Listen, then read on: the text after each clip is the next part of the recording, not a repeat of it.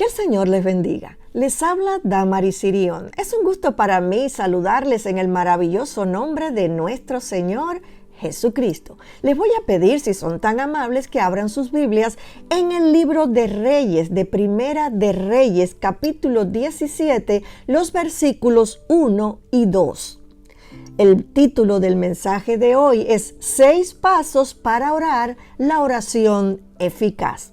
Dice así la palabra de nuestro Señor. Entonces Elías Tisbita, que era de los moradores de Galaad, dijo a Acab: vive Jehová, Dios de Israel, en cuya presencia estoy, que no habrá lluvia ni rocío en estos años, sino por mi palabra. En el ministerio de Elías podemos encontrar diferentes pasos a seguir para tener una vida de oración poderosa que alcance lo que estemos deseando tener o lo que estemos necesitando tener. O sea, una vida de oración que pueda traer a nuestro mundo físico lo que nosotros estamos pidiendo.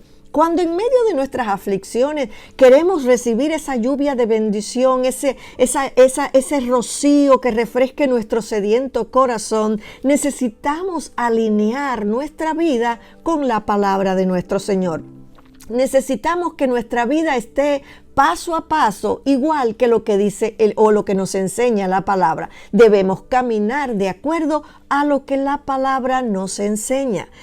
Debemos tener en claro que nosotros no podemos vivir una vida diferente a lo que dice la palabra si queremos alcanzar respuesta a nuestras oraciones. A veces hay muchos hermanos que cometen el error de querer vivir sus vidas de acuerdo a lo que ellos piensan que es la mejor forma de vivir o de acuerdo a cómo su familia la ha vivido hasta entonces. Pero resulta que como su familia la ha vivido o como ellos pretenden vivir, no es una vida de acuerdo a los parámetros que enseña la palabra del Señor, sino que es una vida de acuerdo a sus propios raciocinios o a lo que la familia implementó, pero no es aquello que va acorde con la palabra de nuestro Señor. Para orar y recibir, necesitamos orar la oración eficaz. El apóstol Santiago en su epístola, en el capítulo 5, versículo 16, dice que la oración del justo puede mucho. La oración del justo puede mucho. La oración eficaz. No cualquier oración que usted haga, es la oración eficaz del justo puede mucho. Usted tiene que alinear su vida con lo que dice la palabra del Señor para que su oración sea una oración eficaz. Debemos tener muy claro que nuestra victoria en la oración no depende de las circunstancias que nos rodean, no depende de los problemas que se avecinen o que estemos atravesando. La oración solamente depende de esa comunión íntima que tengamos nosotros con nuestro Señor. La palabra nos dice que el pueblo de Israel en este tiempo estaba siendo gobernado por el rey Acab. Este era un rey que hizo las cosas malas. Él hizo lo malo ante los ojos de Jehová. En efecto, la Biblia dice que hizo más cosas malas que todos los reyes que vinieron antes que él, que también habían hecho lo malo. Pero Acab le superó en la maldad. Él no solo adoró a Baal, que era un ídolo pagano que servían los cananeos, sino que él le hizo un templo en Samaria y hizo un altar en el templo a Baal para que los israelitas pudieran venir a adorarlo y hacer sacrificios y a traerle ofrenda a este Dios como lo hacían los moradores de Canaán, de los pueblos que eran paganos, a lo cual Dios le había dicho que no se mezclaran con ellos y que no adoraran los mismos dioses que ellos adoraban. Pero él hizo lo contrario. No solamente él lo adoró, sino que hizo que el pueblo de Israel adorara a este ídolo, a Baal. Él se había casado con la hija del rey de Sidón, un rey pagano, Jezabel. Jezabel era una mujer mala, era una mujer diabólica, era sacerdotisa de Baal y de la diosa Acera. Así que esta mujer con Baal, los dos juntos, hicieron del reino de Israel un reino que era reprobado por Dios. ¿Por qué? Porque las cosas que ellos hacían eran contrarios a lo que la palabra de Dios enseña. Acá no le importaba nada más. Él hacía lo que él quería y él no tenía en cuenta a Dios. A la hora de orar, nosotros tenemos que tener en cuenta a Dios. A la hora de buscar al Señor en nuestras peticiones, nosotros tenemos que tener en cuenta lo que la palabra de Dios dice. Y debemos saber que debemos tener una vida de acuerdo a lo que Dios enseña en su palabra. En este escenario de idolatría y de maldad que había en Israel, aparece el profeta Elías. La Biblia no dice mucho sobre Elías. El profeta aparece abruptamente y no se menciona su genealogía. Solo se dice que era de los moradores de Galaad. Los comentaristas bíblicos dicen que se adjudica el nombre de Elías Tisbita por ser de la ciudad de Tisbe. El nombre de Elías significa mi Dios es Jehová. Y en realidad Elías era un digno representante de su Dios, sabía llevar el nombre de Dios en alto. Así como Acab se empecinaba y era atrevido en persistir en su pecado, también el profeta Elías era intrépido y osado para hablarle al rey lo que Dios decía, la palabra que Jehová le había hablado para hablarle al pueblo de Israel y en especial al rey Acab.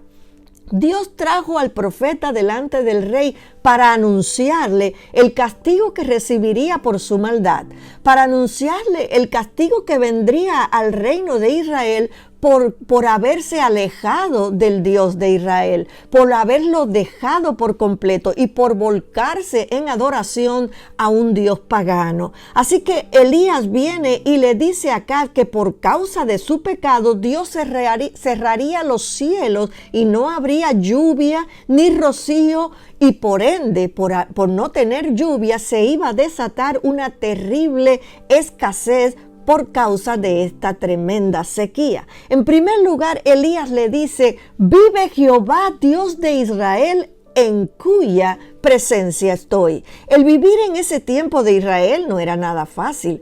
Acab se había volcado, como dijimos, a estar en esa adoración a Baal, y Jezabel se había dirigido y se había tomado la libertad de perseguir a los profetas que quedaban. Ella quería seguir o acabar la obra maligna que había hecho Jeroboam. Y quizás usted diga, pero ¿quién es Jeroboam? Bueno, Jeroboam empieza de lo que Dios le dijo a él, empieza su historia en Primera de Reyes capítulo 11, los versículos del 29 al 33.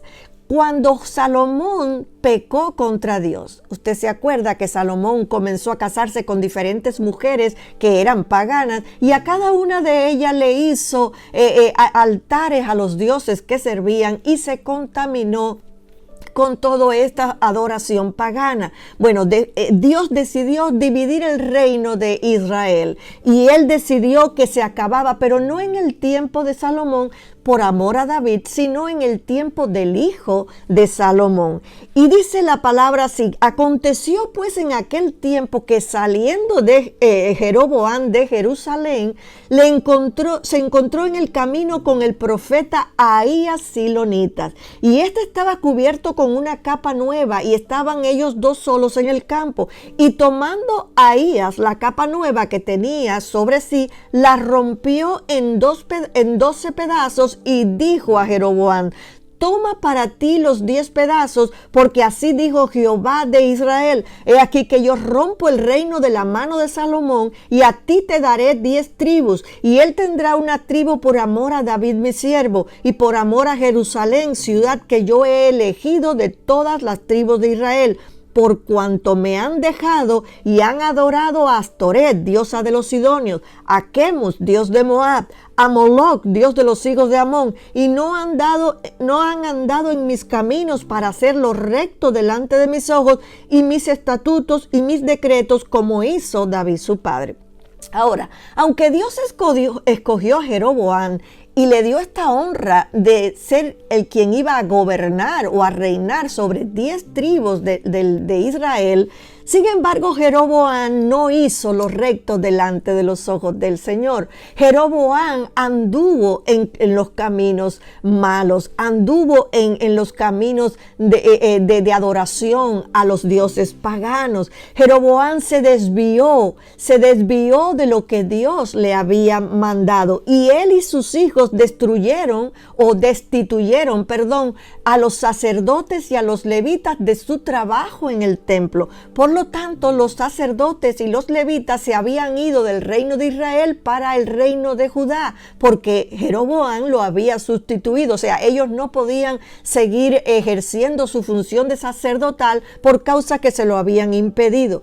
Los que quedaban en Israel eran profetas a quienes Dios había levantado para que ministraran al pueblo, o sea, al pueblo que no se había contaminado, las familias que no se habían contaminado con Baal, en la adoración a Baal. Dios tenía a los profetas de él para que le ministraran, para que le enseñaran la ley, para que les ministraran la palabra allí y para que los enseñaran a adorar solamente al Dios de Israel. Estos profetas no ejercían las labores de los sacerdotes ni los levitas. Ellos no hacían sacrificios ni quemaban incienso, pero sí enseñaban al pueblo a vivir rectamente y a mantener una comunión íntima con el Dios de Israel. Ahora, Jezabel era implacable perseguidora de los profetas.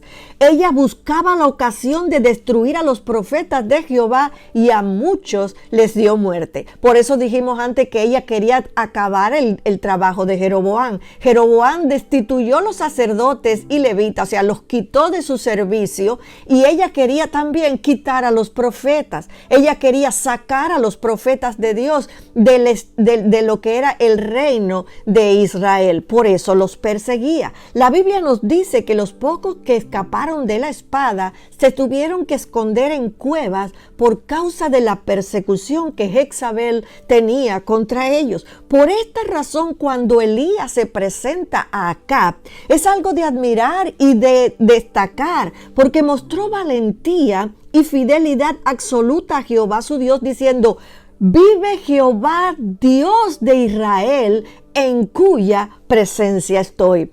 Él no solo se presenta como un siervo de Dios, sino que también él establece delante del rey Acab que Israel no era de Baal, sino que el Dios de Israel era Jehová de los ejércitos. El primer paso para tener una vida de oración eficaz, una vida victoriosa, es ser un auténtico siervo del Señor. Ahora, quizás usted piense, un siervo del Señor, pero yo no predico. Un siervo del Señor no solamente son aquellos que tienen un ministerio público, que predican o que profetizan o que enseñan. No. Un siervo del Señor es todo aquel que hace lo que su Señor le ordena. Todos somos siervos, no importa si usted predica o no. Todo creyente nacido de nuevo es un siervo del Señor. Note que Elías se dirige a Acab y se presenta como siervo de Dios y avala su título de siervo diciendo: en cuya presencia estoy. Muchas personas ostentan tener el título de siervos de Dios, pero o de ser creyentes o de ser cristianos, como usted lo quiera llamar, o de ser un seguidor de Cristo, pero sus acciones, su comportamiento no los identifican con Dios. Usted puede decir lo que usted quiera que usted es. Usted puede decir: yo soy esto, yo soy lo otro. Pero lo que lo identifica realmente y avala lo que usted está diciendo es su comportamiento. Es los frutos que usted muestra. Es los frutos que usted enseña. ¿Cómo es el día a día de usted?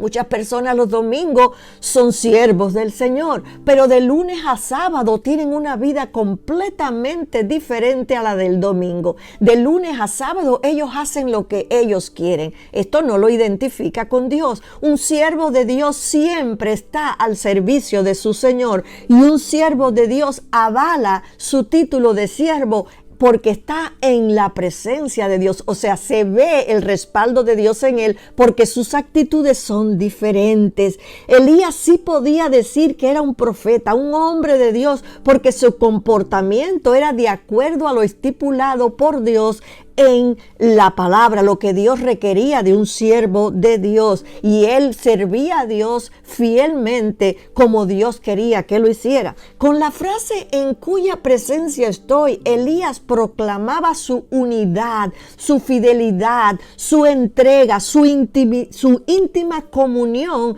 con el Dios de Israel. El segundo paso para tener una oración eficaz que vemos en el ministerio de Elías era vivir en la presencia de Dios, o sea, el tener una íntima comunión con Dios. Usted no puede decir que usted es un siervo de Dios si usted no está en la presencia del Señor. Para ser un siervo usted tiene que doblar rodillas, usted tiene que tener un tiempo de oración, usted tiene que tener entrega con el Señor, usted tiene que tener pasión por el Señor, usted tiene que alejarse de todas sus ocupaciones y dedicarse a buscar el rostro del Señor. Note que en el tiempo de Elías se perseguía a los siervos de Dios, pero Elías estaba lleno del poder de Dios, porque él vivía en la presencia de Dios. Nosotros debemos de imitar a Elías, debemos imitarlo al buscar el estar en la presencia de Dios, tener un tiempo de comunión, tener un tiempo de entrega delante del Señor. Es en la presencia de Dios que tus ojos se abren para ver lo que Dios quiere mostrarte. Es en la presencia de Dios que el Espíritu Santo te dirige por el camino que debes andar. Es en la presencia de Dios que tú aprendes a caminar agradándole en todo y llevando fruto para toda buena obra. Es en la presencia de Dios que tú recibes poder para pelear la buena batalla de fe. En segundo lugar, después de su presentación, Elías pasa a decir: no habrá lluvia ni rocío en estos años, sino por mi palabra.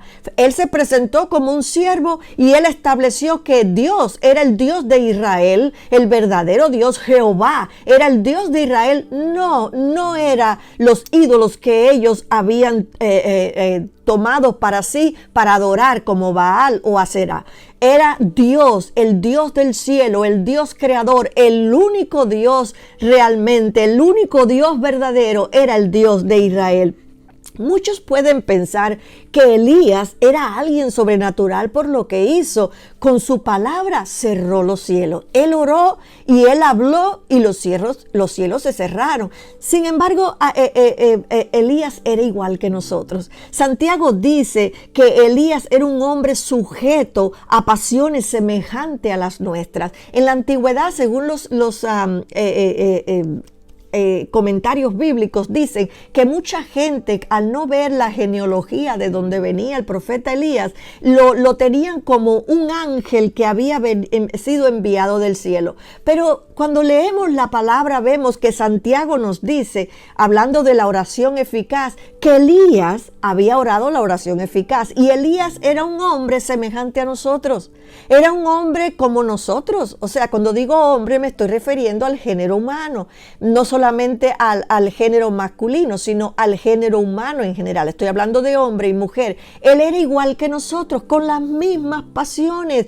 Dice él, Elías era hombre sujeto a pasiones semejantes a las nuestras, y oró fervientemente para que no lloviese, y no llovió sobre la tierra por 3 años y 6 meses. Él era igual que nosotros, pero él oraba la oración eficaz. Ahora, si era semejante a nosotros, ¿cómo tuvo el poder de cerrar el cielo para que no lloviera? Muy simple. Elías conocía lo que la ley de Moisés decía. El tercer paso para una vida de oración poderosa es estudiar y conocer la palabra de Dios.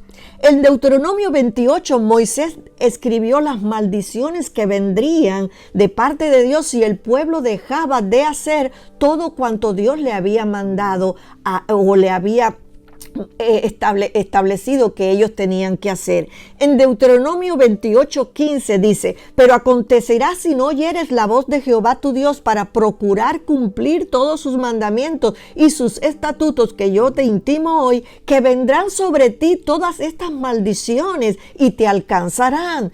Si vamos en el mismo capítulo a los versos 23 y 24, allí vemos lo de la sequía, allí vemos lo de cerrar los cielos. Y dijo: y los cielos que están sobre tu cabeza serán de bronce, o sea, cerrado completamente, y la tierra que está debajo de ti de hierro, no habrá fruto de la tierra. Dará Jehová por lluvia a tu tierra polvo y ceniza, de los cielos descenderán sobre ti hasta que perezca. Aquí estaba la palabra de que si tú o si Israel dejaba el hacer las obras del Señor, Dios enviaría para ellos una maldición de sequía. O sea, los cielos se cerrarían y no habría lluvia.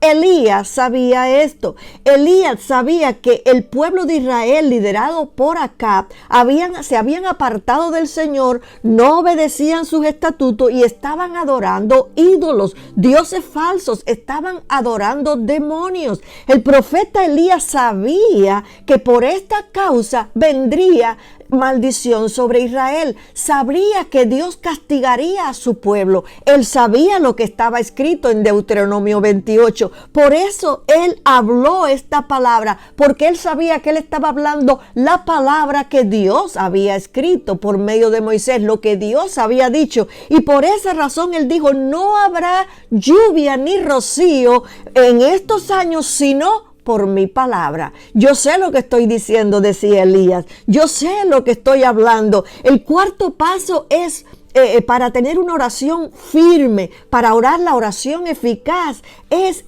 pararse firme en las promesas de Dios al usted orar. Elías se paró sobre la palabra hablada por Dios a Moisés en Deuteronomio 28. Usted, al igual que Elías, tiene que tomar una promesa y apropiarse de ella, de lo que Dios ha hablado, para usted afianzar su oración en esta promesa. Usted no puede orar a lo loco. Usted no puede orar porque lo que oyó que otra persona dijo o lo que otra persona está hablando. Usted tiene que orar de acuerdo a la voluntad de Dios, de acuerdo a lo que Dios ha dicho en su palabra.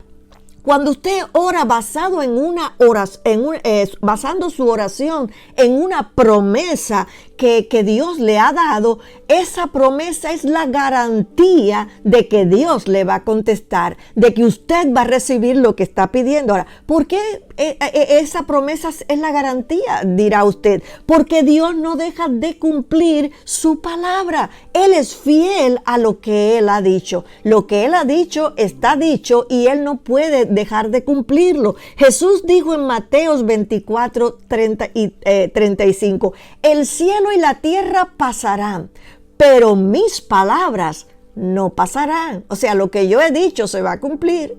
Puede pasar el tiempo que quiera, la palabra se va a cumplir. El quinto paso es estar en Cristo y en la palabra, y que la palabra de Él more en nuestro corazón. O sea, en otras palabras, es ser hacedor de la palabra y no solamente oidor olvidadizo. Si usted ve en Deuteronomio 28:1, Dios le dijo al pueblo por medio de Moisés: acontecerá que si oyeres atentamente la voz de Jehová tu Dios para guardar y poner por obra todos sus mandamientos que yo te prescribo hoy, también Jehová tu Dios te exaltará sobre todas las naciones de la tierra. En el Nuevo Testamento Jesús habla algo parecido, y en Juan 15:7 él dice: si permanecéis en mí, o sea, en Cristo, y mis palabras, o sea, la palabra de Dios, la palabra que es Cristo, permanece en vosotros, pedid todo lo que queréis y os será hecho. Esto es pararse en la palabra. Note que tanto en Deuteronomio 28 como en Juan 15:7 hay una condición para que tenga usted prosperidad y Dios le dé lo que usted necesite. Usted no puede orar sin tener una palabra del Señor. Y usted dice, ay, pero ¿cómo yo la encuentro? Leyendo la palabra. Usted tiene que leer la palabra, usted tiene que estudiarla, usted tiene que meditarla para que usted vea lo que Dios le ha concedido o lo que Dios le promete. Cuando usted ve que una promesa avala o se respalda lo que usted está pidiendo, usted puede tener la seguridad que cuando usted se para en ella para pedirle al Señor que Él conteste lo que le esté pidiendo o que le dé lo que usted esté pidiendo, esa promesa le es garantía y usted puede comenzar a agradecer porque lo que usted está pidiendo vendrá. En Deuteronomio 28 dice, si oyeres atentamente la voz de tu Dios para guardar y poner en práctica todos los mandamientos que Dios te mandó. O sea, usted no es solamente que usted oiga la palabra, no es solamente oírla y salir para su casa y seguir haciendo lo que usted quiere hacer. Es oír la palabra y ponerla por obra. No es solamente oír, no es ser un oidor olvidadizo. No, es ser un hacedor de la palabra. O sea, hacer lo que la palabra le indique como usted debe vivir. Ser cristiano se tiene la responsabilidad delante de Dios de vivir de acuerdo a como Cristo vivió. Usted tiene que saber como Cristo vivió para que usted lo imite. Él es nuestro Señor, Él es nuestro Dios. Él caminó un camino y nosotros tenemos que ir por ese camino. Él dice, yo soy el camino. O sea, es Él el camino. Usted tiene que caminar por Él, en Él, para que usted pueda alcanzar lo que usted necesita alcanzar. En Juan 15:7 Jesús dijo, si tú estás en mí, o sea, si tú estás en Cristo y mi palabra mora en ti, entonces tú puedes pedir lo que tú quieras. O sea, hay tanto en Deuteronomio como en Juan, usted ve que hay una condición. Usted tiene que estar en Cristo. Usted tiene que vivir como Cristo vivió. Usted tiene que ser un imitador de Cristo. Usted tiene que ser un seguidor de Cristo. Usted tiene que ser un discípulo de Cristo. Usted tiene que ser un siervo del Señor. ¿Y qué es lo que hace el siervo? Hace lo que su Señor le dice. Entonces usted tiene que hacer lo que Él ha dicho en su palabra que usted tiene que hacer. Cuando usted come su palabra, cuando usted la absorbe, cuando usted se alimenta de su palabra, entonces usted tiene a Cristo morando en usted, porque Él también es la palabra. No solamente está caminando en el camino que es Cristo, sino que está comiendo de su palabra que también es Cristo. Entonces usted está calificado para pedir y recibir. En otras palabras, tú tienes que vivir en sintonía con tu Dios para poder pedir en oración lo que necesites recibir. Tú tienes que caminar en su voluntad, tú tienes que vivir de acuerdo a su palabra y entonces te serán contestadas tus peticiones.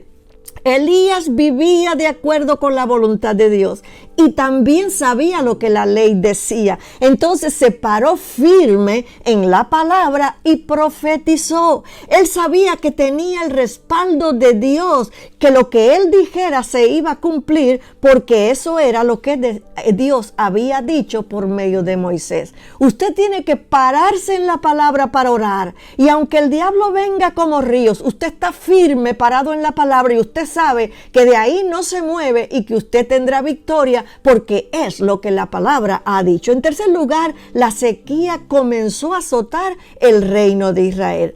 Por no llover no había cosecha, o sea, no habían alimentos, escaseaban los alimentos, no había agua para tomar. Los animales desfallecían de sed y no tenían hierba para comer. Jezabel aprovechó el anuncio que Elías dio para culparlo de la calamidad que estaban pasando y así justificar su furia contra los profetas de Dios. El comentario de Matthew Henry dice, cuando Jezabel puso en apretura a los profetas de Dios, Dios puso en apretura al país por medio de la sequía. Quizás Jezabel se puso a exterminar a los profetas, culpándoles de ser la causa de la calamidad, puesto que Elías la había predicho. Ahora, con la sequía, note algo importante, también Dios avergonzó al diablo. Lo avergonzó. ¿Por qué? Porque ellos adoraban a Baal. Ellos decían que Baal era su Dios. Baal era tenido por el Dios del agua, de la tormenta, el Dios del trueno. Se le atribuía la fertilidad. Ellos acreditaban que a Baal era un Dios verdadero, pero Baal no era Dios. El único Dios verdadero es el Señor, el Todopoderoso, Jehová, el Creador de los cielos y la tierra. Por lo tanto, estos 3 años de sequía habían traído sobre Baal vergüenza. Con la sequía, Baal se quedaba ridiculizado y se ponía en tela de juicio su divinidad. Después de Elías proferir el juicio que vendría por haber dejado al Dios de Israel, Dios le ordenó a Elías que se escondiera. O sea, yo quiero que usted note que Elías vino y habló el juicio. Le dijo lo que iba a venir. Se cerraron los cielos, no hubo lluvia, se avergonzó a Baal. Ahora Dios le dice al profeta que se retire y se esconda, que se vaya de ese lugar, que vaya donde Él lo mande para que nadie lo encuentre. Después de proferir todas estas palabras, Él siguió la ordenanza del Señor y se escondió primeramente en el arroyo de Querit, y nadie podía saber dónde estaba Elías. Lo buscaban y lo buscaban, pero nadie lo podía encontrar. Esto nos muestra que hay tiempo de esconderse en la presencia de Dios para oír de Él, para aprender de Él. Y hay un tiempo de mostrarse para hablar y profetizar. Usted no puede hablar si Dios no le habla. Usted no puede profetizar si Dios no le habla. Usted tiene que ir acorde con lo que Dios le dice, porque somos siervos del Señor y no actuamos por nuestra cuenta. Después de estos 3 años y medio escondidos, entonces Dios viene y le dice: ahora ve y muéstrate acá. En Primera de Reyes 18, los versículos 1 y 2 dice: pasado muchos días vino palabra de Jehová a Elías en el 3er año diciendo: ve y muéstrate acá, y yo haré llover sobre la faz de la tierra. Fue pues Elías a mostrarse acá, y el hambre era grave en Samaria. Cuando tú oyes y obedeces el mandato de Dios, tú sales de la presencia de Dios con valentía, sin temer al medio ambiente que te rodea, sin temer lo que está sucediendo. Note que cuando Elías sale y se encuentra con el rey culpa a Elías de la sequía. En el versículo 17 del mismo capítulo 18, mire lo que dice: cuando Acab vio a Elías, le dijo: ¿eres tú el que turbas a Israel? O sea, él le echó completamente la culpa a Elías de lo que estaba pasando. El rey no podía ver que el culpable era él, y todo el pueblo de Israel, por dejarse influenciar por Jezabel, por los cananeos, por lo que adoraban los pueblos paganos, los culpables eran ellos, porque ellos eran quienes habían dejado al Señor, no era Elías. Ellos estaban ciegos, el rey estaba ciego, el pecado no los dejaba ver la verdadera razón de la sequía, el pecado no les dejaba ver la realidad.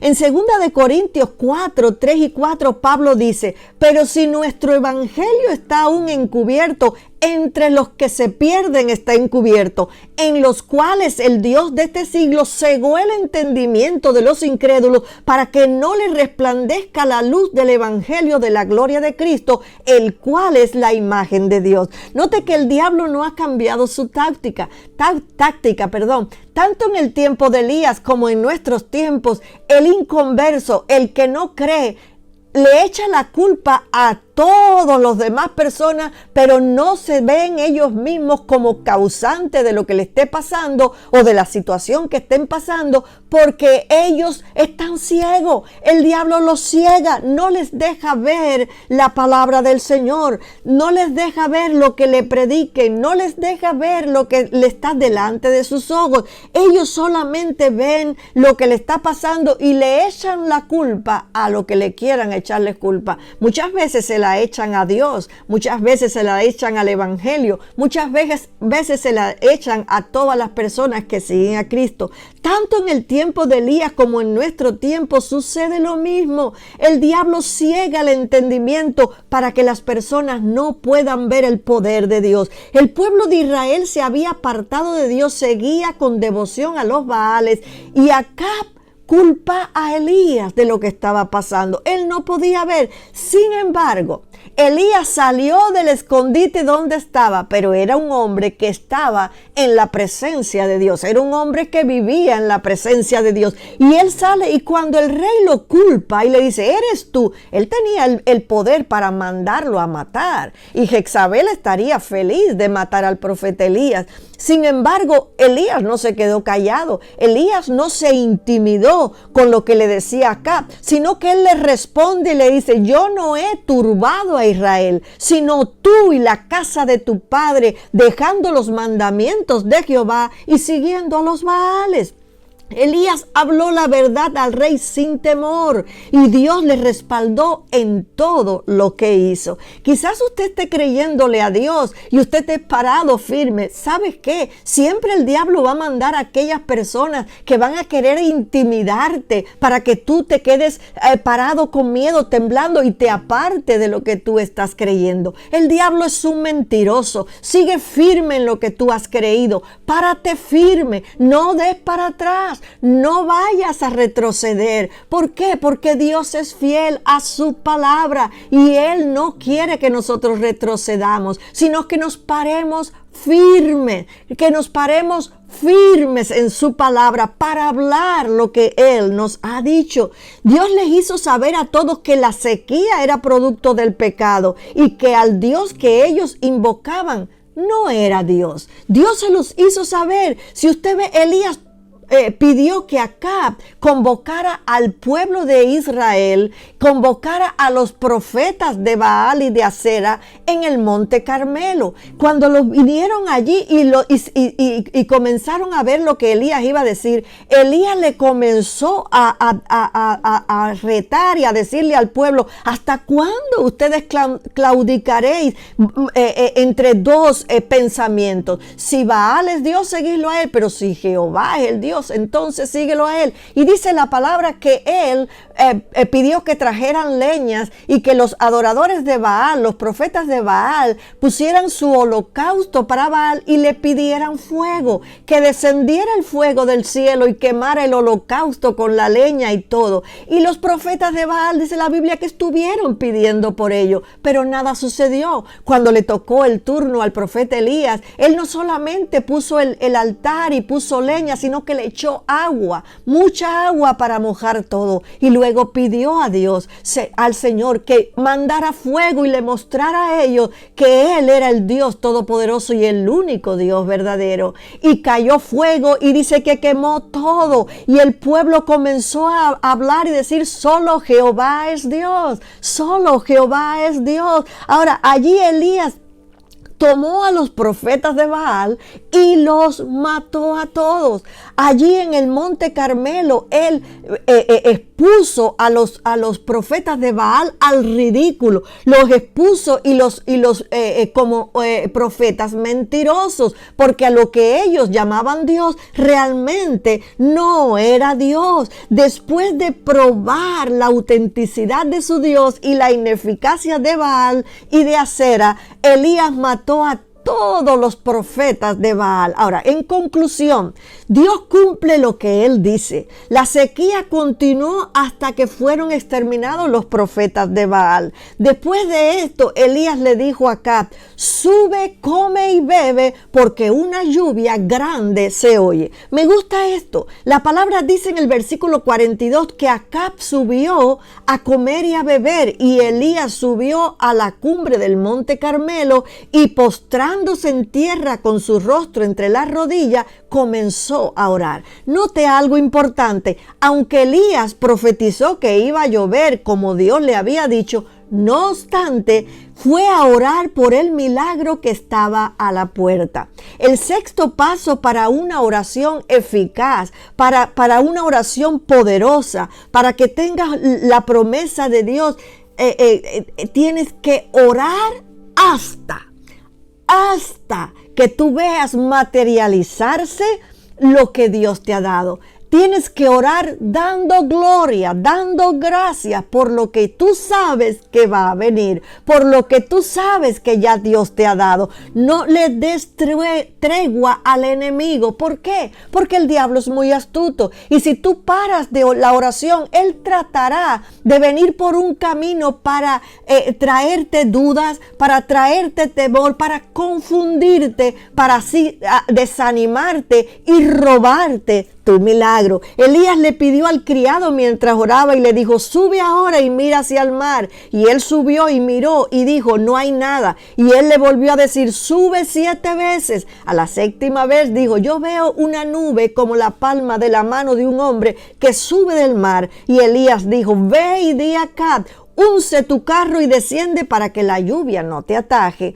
Y la Biblia declara que estando en esto, los cielos se oscurecieron y con nubes y vientos, y hubo una gran lluvia.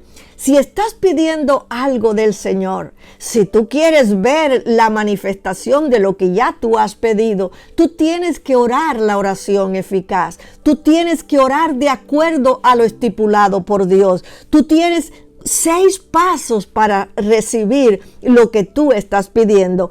Primero, ser un siervo de Dios, testificando con fruto lo que dices que tú crees, lo que dices que tú eres. Tú tienes que testificarlo con frutos, no solamente decirlo, testificarlo con frutos. ¿Cuáles son tus frutos? Son tus frutos los que te identifican como un buen árbol. Son tus frutos los que te identifican tu comunión con Dios. Segundo, tener comunión con Dios, que todos vean que vives en la presencia de Dios. Hay una diferencia cuando tú vives cerca de Dios y cuando tú estás lejito de Dios, porque las acciones tuyas no corresponden con lo que Dios es. 3, estudia para conocer la palabra, para que sepas lo que Dios te ha concedido. 4, ora apoyándote en una promesa. 5, que se vea que tú estás en Cristo y que la palabra de Cristo mora en ti, o sea, que eres un hacedor de la palabra. 6, espera la respuesta de oración. No dejes de orar hasta haber manifestado lo que tú has pedido. Amén. El Señor les bendiga. Le habla el reverendo Josué Irión. Si ese mensaje, los mensajes anteriores, ha sido de bendición a usted y a su familia, usted puede ayudarnos financieramente a nuestros misioneros y nuestra escuela bíblica que está en la India. En el ministerio y mi persona le agradeceríamos de corazón. Tenemos el gran placer de anunciarles que hemos terminado el año 2020 sosteniendo a 64 misioneros y sus familias en todos los continentes del mundo, y ahora son 72 misioneros. Hemos aumentado 8 misioneros más. La pandemia no nos ha detenido durante ese tiempo y hemos distribuido alimentos, medicinas en países y naciones pobres como India, como Bután, como Nepal, como Tailandia, como Birmania. También ayudamos a otros ministerios como Fred Jordan Mission aquí en Los Ángeles, que da comida y ropas a los desamparados en el Skid Row. Un ministerio que hemos conocido en Tailandia cuando fuimos a nuestra cruzada en 2014, Hands to Hands, que saca a las niñas de la prostitución. Estamos ayudando a un ministerio también en San Francisco que se llama Jew for Jesus, que están alcanzando a los judíos para Cristo, y también James Robson de Life Outreach, que hace pozos para dar agua potable a las familias y los niños en África. Y nosotros queremos agradecerles de todo el corazón por personas maduras espiritualmente en Cristo como ustedes, por su sostén financiero. También les pido vuestras oraciones a nuestros misioneros, a esos hombres y mujeres que están en las trincheras de las misiones mundiales. Están en países libres, como también están en países musulmanes, hindúes, budistas, países totalitarios, países socialistas, países comunistas, y ellos arriesgan sus vidas diariamente por Cristo. Toda esta información usted puede entrar en las redes sociales, en el Facebook y en el Instagram Josué Irión Oficial, y también en el YouTube están nuestros mensajes en Josué Irión Canal Oficial. Usted puede ver los nombres de los misioneros, los países y los continentes que ellos están sirviendo al Señor en nuestra página, nuestro sitio web www.josueirion.org. Muchas gracias por ayudarnos financieramente en nuestro Instituto Bíblico en la India y también lo que es los misioneros. El Instituto Bíblico está entrenando a pastores, misioneros y maestros que están alcanzando Asia para Cristo. La Biblia dice en Lucas 6:38, Jesús lo dijo: dad y se os dará. Usted también puede ayudar a nuestro ministerio ayudando a adquirirnos, por favor, nuestro material, nuestros libros, nuestros DVDs y CDs. Tenemos 15 libros para que usted pueda disfrutar nuevamente con su familia. Y este año saldrá el nuevo libro de mi esposa 2021 que se llamará Refugiados en la Esperanza. Es un devocional de 365 páginas para que usted pueda leer una al día y ser edificado y crecer y madurar en Cristo. Usted puede ayudar a nuestro ministerio de 3 maneras, si Dios pone en su corazón, por supuesto. La primera, usted puede entrar a nuestra página de la internet, nuestro sitio web, y usted puede allí ver los nombres, los países, los continentes que los 72 misioneros están sirviendo al Señor ahora en el año del 2021. Usted puede en cualquier parte del mundo donar una vez o suscribirse para donar automáticamente cada mes. Y usted tendrá todo el control. Usted va a crear su propio profile. Usted puede crear lo que es su propio archivo para poner toda la información que usted necesita. Usted tendrá todo el control de su donación. O sea, usted puede poner su donación, usted puede aumentar, usted puede disminuir, usted puede dejar lo mismo, usted puede quitar. Y es muy fácil, la página está en español. La segunda manera, usted puede enviar una carta a nuestro ministerio, Josué Irión, P.O. Box 768, La Mirada, California 90638, y usted puede ayudarnos financieramente con un cheque o un money order, mandando un giro postal. Aquí también se llama un money order con un giro postal al nombre del ministerio. Porque al final del año usted va a recibir una carta que su ofrenda es deducible de los impuestos federales del IRS. Somos una corporación no lucrativa y una organización exenta de los impuestos federales, llamada por el IRS una 501c3 organización. Entonces usted puede ayudarnos, y cuando usted dona al ministerio, usted puede deducir de los impuestos federales. Y la tercera y la última manera que usted puede donar a nuestro ministerio, llamarnos con su teléfono. Usted puede poner el área 562-928-8892 y usted puede llamar, y con su tarjeta de crédito usted puede donar a nuestros 72 misioneros que están en todos los continentes del mundo en este año del 2021. Que el Señor le bendiga. Muchísimas gracias por su colaboración a nuestro ministerio, que es sostenido completamente por ofrendas voluntarias de hermanos, colaboradores y sembradores que aman la obra de Dios, las misiones y la salvación de las almas como usted. Usted es una parte muy importante de este ministerio. Usted es una parte vital, con su colaboración importantísima, y sin usted no podemos hacerlo. Muchísimas gracias, y que el Señor le bendiga a usted y su familia. Muchísimas gracias. Le habló el reverendo Josué Irión. Bendiciones.